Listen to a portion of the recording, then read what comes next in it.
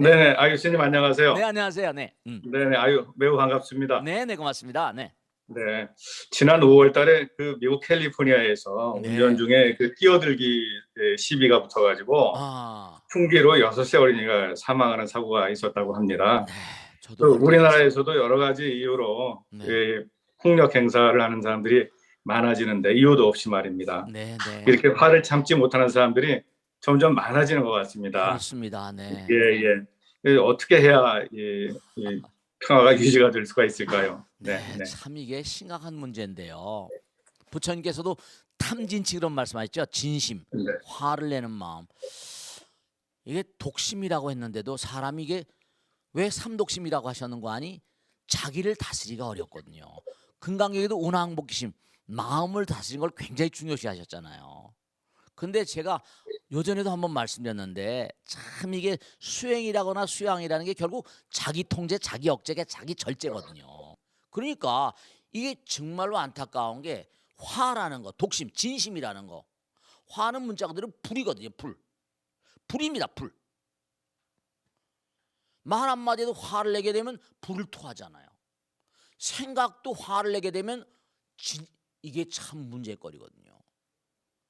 화가 승해지면 염증이 된다고 하는데 병이라는 게 다 거기서 나오거든요. 우리 인간은요, 이게 정말로 안타까운 게 동물에서 진화해 왔습니다. 야생에 있는 동물들이요, 어떻습니까? 제지할 수 있습니까? 그러니까 순간적으로 사람들이 분노 조절을 못하는 거예요. 유명한 얘기가 절제는 최상의 미덕이다 이랬거든요. Temperance is the best virtue of your life. 이 temperance, 절제가 억제, 이게 수양인데 수양을 전혀 배워보지 못한 사람들, 수행을 전혀 뭐라 해보지 않은 사람들, 우리 인간은 야생성을 가지고 있습니다. 폭력성을 가지고 있어요. 그러니까 낮에 몽고하니 이게 기가 막힌 게 낮에 화가 나고 그러면 말씀이죠. 그래도 자기가 참고 응어리지고 막 이러지 않습니까? 화가 나도 자기 절제가 있는 사람들은 참 묘한 시스템입니다. 잠을 자게 되면 선생님한테 얻어맞았어요. 저걸 내가 그 자리에서 하면 퇴학당하잖아요. 회사에서 뭔가니 윗사람한테 혼났습니다. 달게 되면 파이어예요. 참아야 됩니다. 이 인욕바람이 거기서 나오는 거거든요. 그럼 어떻게 되냐? 참았던 사람은 밤에 잠을 자게 되면요, 이게 참 프로이드가 대단히 골치 아파했던 겁니다. 융도 마찬가지인데 잠을 자게 되면 꿈에 역전 현상이 일어나는 거예요. 내가 사장님 부장님이 되고 사장 부장이 나한테 막 혼나는 겁니다. 까꾸로 된 거지. 꿈이 갖는 폭력성의 원인. 내가 낮에 누구한테 혼났는데 밤이 되면 꿈이 돼서 막 폭력적이 되거든요. 그 앤 페리 같은 유명한 꿈의 과학자는 인간의 꿈은 욕구불만을 해소시켜주는 오아시스와도 같다 그랬습니다. 꿈이라는 어떤 특성이 있어요. 자기가 자기 자신을 몽고하니 자기 자신을 통제하고 억제하면 꿈속에서 그걸 해소한다니까요. 왜 꿈이 폭력적인가? 꼭 당부드리겠는데 정말로 자기 통제, 자기 억제가 수행의 가장 중요한 측면 중에 하나라는 걸 꼭 말씀드립니다. 그렇지 않으면 사고 납니다. 아시겠죠? 자, 다음 질문 받겠습니다. 고맙습니다. 네, 다음 질문 보세요. 네, 네, 스님 안녕하세요. 네, 네, 반갑습니다. 네, 네, 네, 네. 요즘 인터넷 뉴스를 보면 네, 이게 진짜일까 할 정도로 그 의심스러운 뉴스들이 많습니다. 네, 네, 네, 나라 안팎으로 가짜 뉴스가 많다고들 하는데 네, 네, 네. 이런 뉴스에 저희들이 휘둘리지 않으려면 음, 어떤 제가 필요한지 큰 스님의 고견을 듣고 싶습니다. 네, 좋은 질문이세요. 네, 제가 꼭 하나 당부드릴 게 있어요. 뭐냐면 요즘은 정보의 범람 시대, 홍수 같은 시대입니다. 그러니까 우리가 부처님 말씀에도 그런 말씀이 많이 나오잖아요. 문사수라고 그랬죠. 정말로 공부를 열심히 하고 그것을 자기가, 이게 중요한 겁니다, 깊이 생각을 해서 행동으로 행해봐야 돼요. 실천해봐야 됩니다. 여러분, 금방금방 흘려보니까 눈, 귀, 코, 몸 있지 않습니까? 여죠. 진짜 명심하실 게 있습니다. 눈으로는 봐야 되고, 귀는 들어야 되고, 코로 냄새 맡아야 되고, 네, 입으로는 먹어야 되지 않습니까? 눈, 귀, 코, 몸이 입으로만 먹는 게 아니라 눈으로도 먹습니다. 귀로도 뭐라? 먹습니다. 코로도 먹는 거예요. 그래서 제가 언젠가 뭐 법회 때 말씀했는데, 이른바 어떤 고사님이 계속 귀가 말이죠. 윙윙 윙윙 이명이라는 거죠. 이명 현상이라는 게 있습니다. 그런데 이 고사님이 하신 말씀이 네, 실제입니다. 여러분죠. 귀로 너무 과다하게 소리를 많이 듣다 보면 그러다가 이른바 음식도 과잉으로 먹으면죠. 평상시에 귀가 그런데 단련되는 겁니다. 그러다가 귀가 그렇게 큰 소리를 안 듣고 평상한 소리를 듣게 되면요. 어떻게 되는가?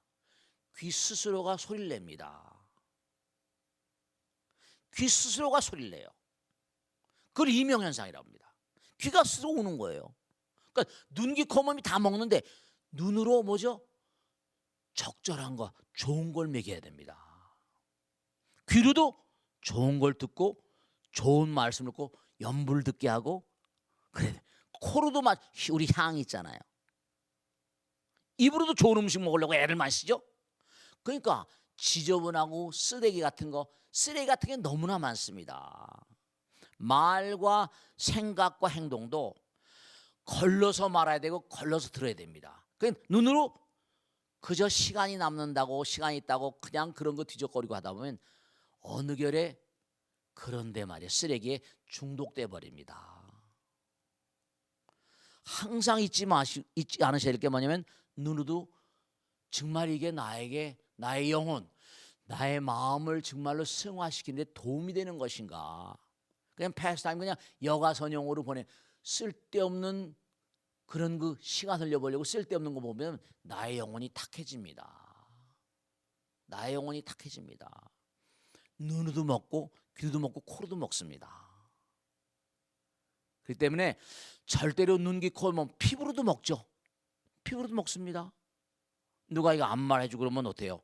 추루 잠이 들고 그러잖아요. 피부도 먹고 모든 게 다 섭취하는 거예요.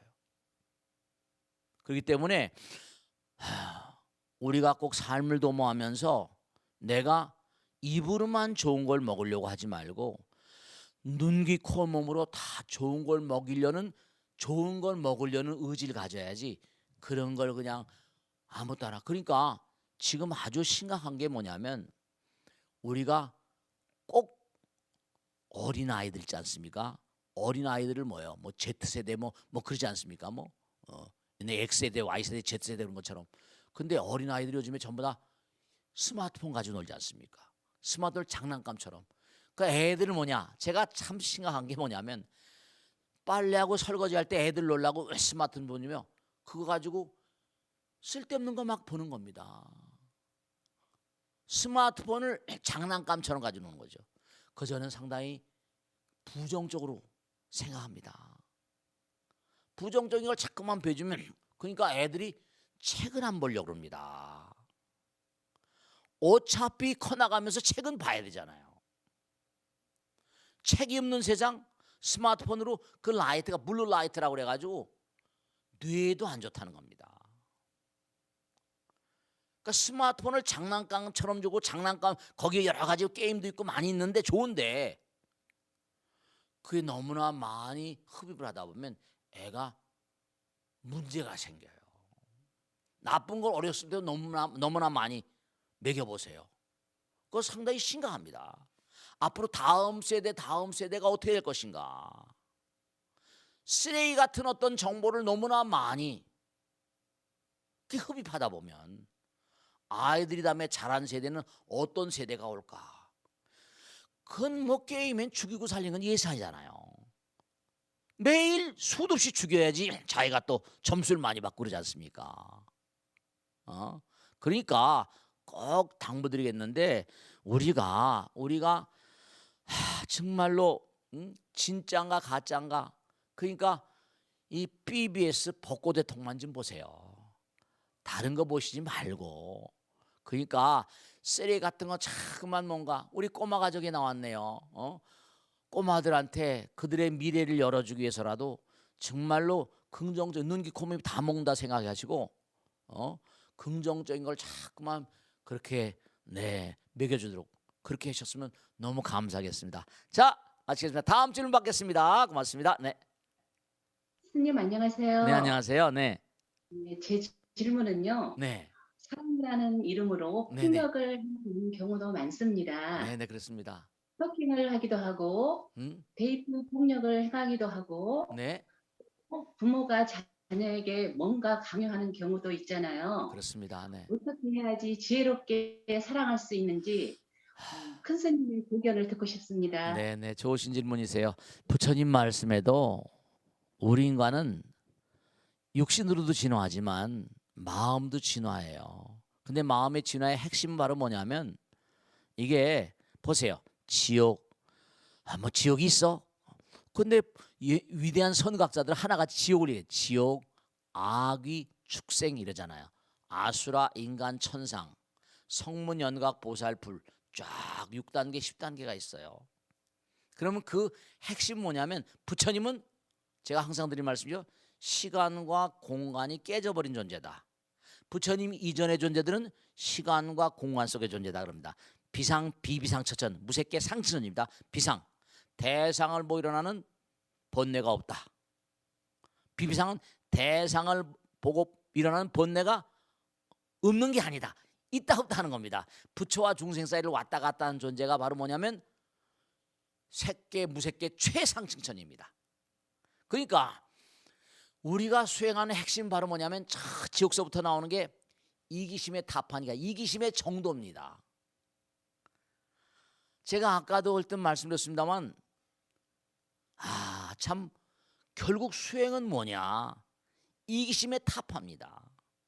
이기심의 타파를 위해서 우리가 법고대통도 하고 경전도 하고 부처님 말씀에 이 근본은 뭐냐? 지혜, 자비잖아요. 그죠? 다른 종교에서 항상 다른 종교에서도 사랑, 공자님도 뭐라 번지가 묻잖아요. 어지른 자의 참 뜻은 뭡니까? 했더니 사랑이니라 하셨거든요.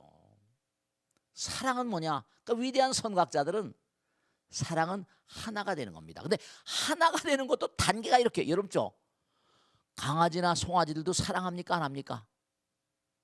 사랑합니다. 그들도 사랑합니다. 그들도 뽀뽀해요. 강아지들도 뭐라? 뽀뽀합니다. 그들도 새끼가 나오면요. 그 송아지를 보니까요. 송아지가 나왔죠. 그 몸에 있는 태 껍질 있지 않습니까? 그걸 엄미소가요 다 혀로 핥더라고요.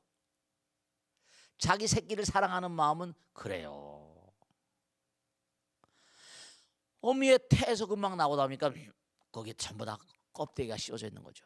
강아지들, 송아지들도 다 사랑합니다. 새끼 사랑합니다. 사랑에도 급수가 참 많이 있습니다. 아리스토텔레스, 플라톤 그 나오잖아요. 플라톤이 그런 얘기죠. 사랑에도 뭐라 에로틱하자 그러죠. 육적인 사랑, 고기 덩어리 사랑, 에로적인 사랑이라잖아요. 한 단계 올라가면 필리아적인 사랑이라고 그러고 신을 향한 사랑을 아가페라고 그러죠. 플라톤은 플라토닉 러브라는 것도 얘기했어요. 상대방을 대하는데 정말로 영적인 어떤 사랑, 마음에 대한 사랑. 중요한 건 사랑이라고 해서 다 사랑이 아닙니다. 동물적인 사랑도 있을 수 있고 신을 향한 사랑도 있을 수 있고 이 사랑이라는 단어는 너무 처절하기도 합니다. 그러니까 사랑의 참뜻은 뭐냐? 영원히 만나야 돼요. 그게 참 사랑이란 말은 설명도 어렵습니다. 어렵습니다. 설명도. 그러니까 어떤 사랑은 뭐라 망상 같은 사랑, 번뇌 망상. 참 처절한. 그러니까 우리 인간은 중요한 게 인간은 본래 우리가 하나에서 둘이 나오고 둘에서 셋이 나오잖아요. 하나에 출발하거든요. 하나는 뭐라? 이 광활한 우주 법계를 부처님께서 허공이라고 해요. 법신. 허공은 나의 몸과 마음이라고 그랬거든요. 허공은 텅 비어 있어요. 진정한 사랑은 생각해 보세요. 시간과 공간이 깨져버리면 어떨까요? 허공이 되는데 허공은 바로 뭐라? 무한한 사랑이에요. 표현할 수 없는 거죠. 이기심을 떠난 사랑입니다. 그러니까 부처님 우리 마음 가운데 계시니까 우리 마음 가운데 계시면서 끊임없이 우리를 부처님 나라로 인도하시는 분이세요. 그러니까 부처님 말씀이라거나 기도가 아니면, 정말로 부처님 말씀 따라 가지 않으면, 그렇죠, 부부같이 살면서도 문제 일으키고 진짜 사랑하면서 평생을 섬겼는데도 배신하잖아요.